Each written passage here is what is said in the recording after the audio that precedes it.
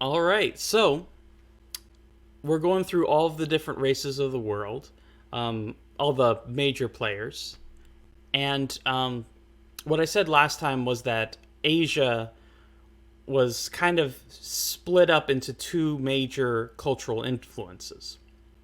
And yesterday we talked about China, and it's obvious to see how China affects the world, right? You see the places neighboring China, and they have Chinese ideas to a certain extent. They look at Chinese philosophers to a certain extent. They run their politics in a little bit a reminiscent of China kind of way.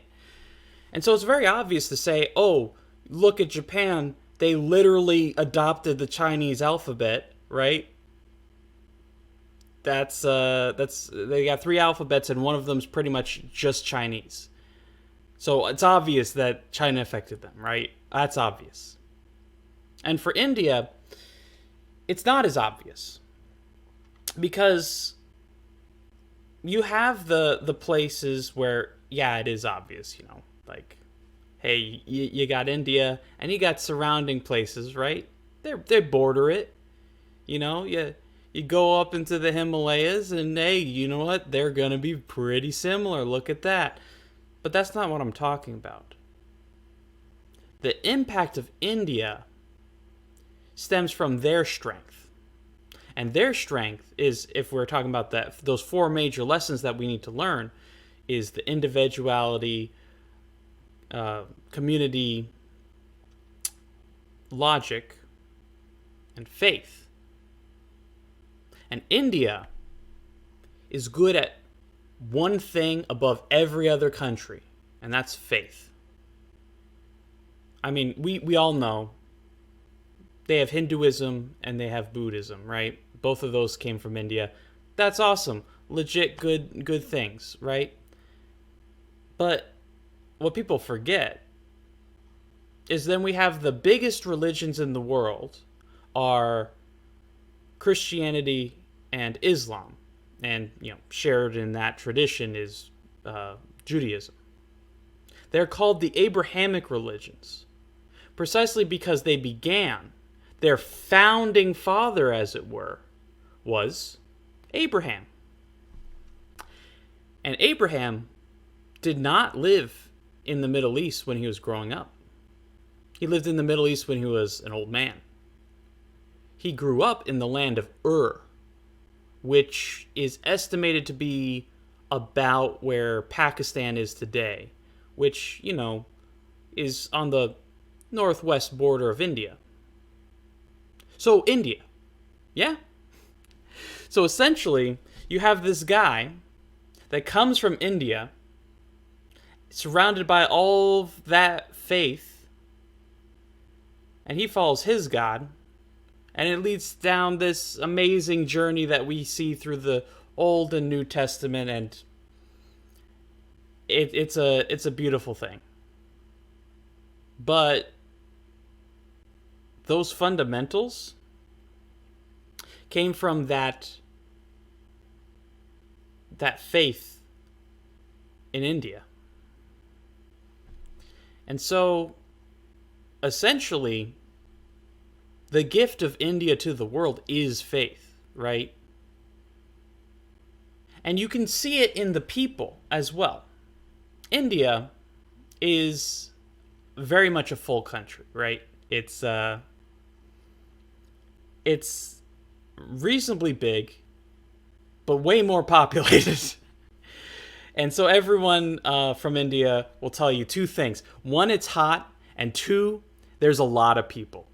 I've heard that so many times from anyone who goes to India, anyone from India. It's hot and there's a lot of people. And that's just accurate. But here's the other thing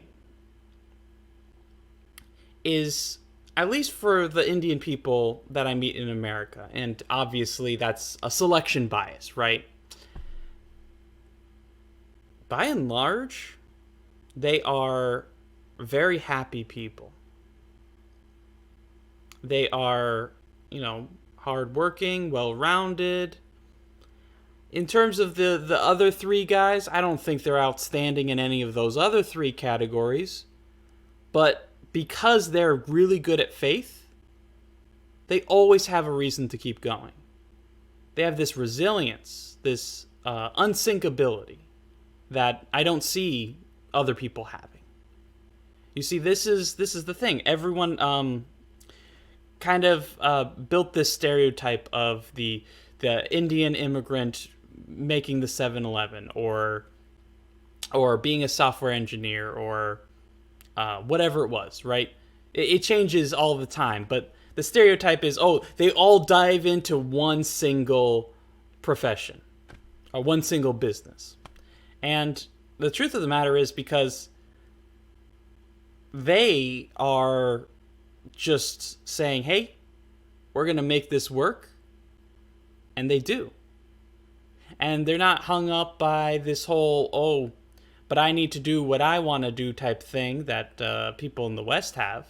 They're just like, I need to make it like once and then I got it, right?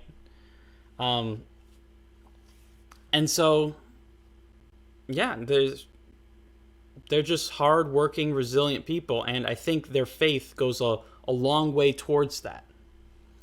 And so, what else is there to say? Their faith is a great positive, a great boon to their people.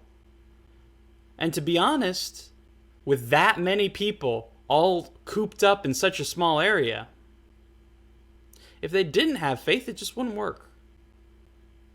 Because you compare India and how India is essentially chock full of people. And you compare that to China, the other place that's chock full of people. First of all, they have about the same population. China is way bigger than India.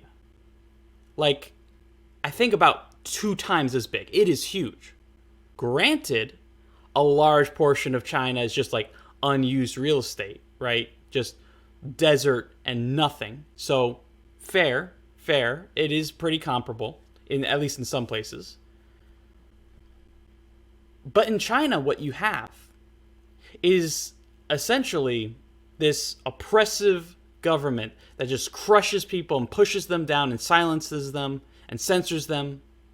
And in India, like, yeah, you got this whole thing of like everyone takes bribes, right? Like all the government officials takes bribes. It's illegal, and you lose your position if you get caught. But like,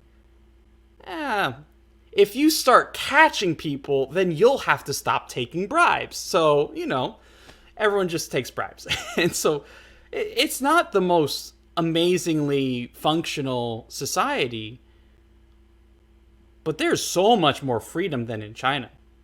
It's not even a comparison. And so, yeah, India has a lot of problems. Absolutely. India has a lot of things that they need to sort out.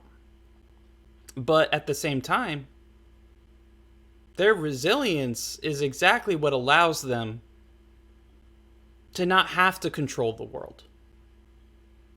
Their faith is what drives them to be themselves. And so, in this culture where you have a lot of people with, honestly, a lot of different kind of faiths, because the whole idea of Hinduism is there's like so many gods and you pick a couple or mostly just one, and that's your guy, right? And so there's lots of variation in faith across India. We would just all brand it as Hinduism because it stems from that tradition. But then they have all these different faiths, or sub-faiths, right? All these different languages, all these different subcultures, all across India, and they somehow make it work. There's no major internal conflicts. I mean, usually the only big internal conflicts we've seen there lately is between the Hindus and the Muslims. So, you know, not not necessarily internally. And if you look at the history of India and how they almost got like wiped out by Muslims, it's fair that there's tensions. Yeah. Um, but yeah, that faith, that resilience, it's good stuff. And they brought it to pretty much the rest of the world through the Middle East, through the what I said about the Abrahamic religions kind of being brought out of that same stuff. And yeah, it's good. But here's the thing. I'm saying vaguely positive things because it's vaguely positive. It's not outstanding. It's not world changing. It's not amazing. Precisely because faith doesn't do that. Faith changes who you are. It doesn't change what the world is. And that's why the Indian people are so resilient, but have to be. Because you see, there are other places that are not nearly as resilient as India is. But at the same time, they don't need to be. Because they don't have the same problems India has. And that's the thing, is faith can get you through any struggle. But faith alone cannot change the world.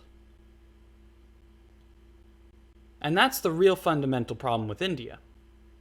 Is they have a wonderful time being wise and self-actualized and knowing themselves and understanding their place in the world and feeling good about that even when it's hard, especially when it's hard. But because they're so good and so accepting of where they are in the world, they don't really work that hard to change it. And that's precisely why the Indian people that come to America very much are selection bias. They are all the people from India who did want to change something about themselves, who did want to grow and improve their lot in life actively. That said, yes, there's all this huge tradition of faith and saying, hey, I know where my place is in society, and I can accept that, and I can live with that. But at the same time, nothing says that, there's no rule that says, but you have to live that way forever. Except there is, isn't there? The whole caste system thing. And that's why it's starting to go away. It's starting to crumble. The whole idea that certain people have to do certain things with certain levels, that's kind of crumbling now. And that's probably a good thing. Because when you are so secure with your space in the world, with your lot in life, it's easy to forget that the world can change. It's easy to forget that just because it's like that today doesn't mean it always has to be that way. And so this same resilience and hard will and ability to endure any situation is both their great power and their great downfall. Because there's no reason to change. But you see, the ones who come to America exactly do see reason for change. They are the ones who do want change and are desperate for it. And that's good on them. And that's why every Indian person I met in America was awesome, right? Solid person. There's definitely some of that residual hangover for some. For some who just got to America, they still think in a very Indian way where they're like, this is how things are, and I accept that. My job is to accept that. And so, you know, my job is my day job software engineering, right?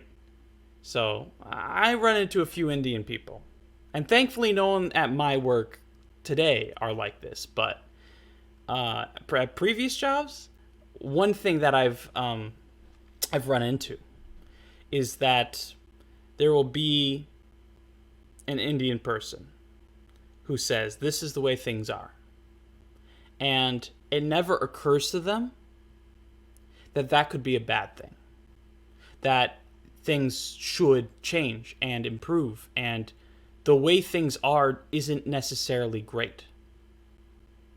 And like I said, that's normally just because they haven't been in America that long.